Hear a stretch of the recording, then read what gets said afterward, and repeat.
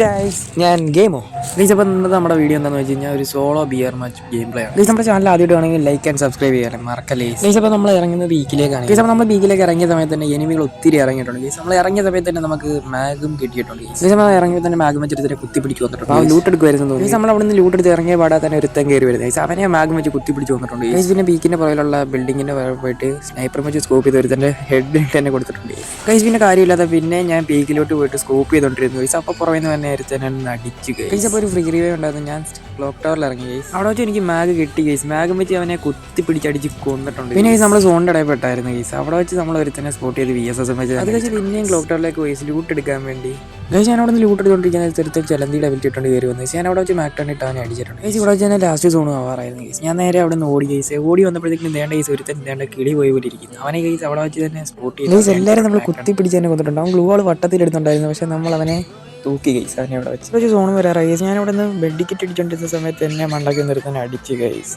Guys അപ്പോൾ video ഇഷ്ടപ്പെടുകയാണെങ്കിൽ like and subscribe ചെയ്യാൻ മറക്കല്ലേ ഗൈസ്. അപ്പോൾ നിങ്ങൾക്ക് ഫ്രീ ഫയർ കളിക്കാൻ തുടങ്ങി ഇപ്പോൾ എത്ര നാളായെന്ന് കമൻറ്റ്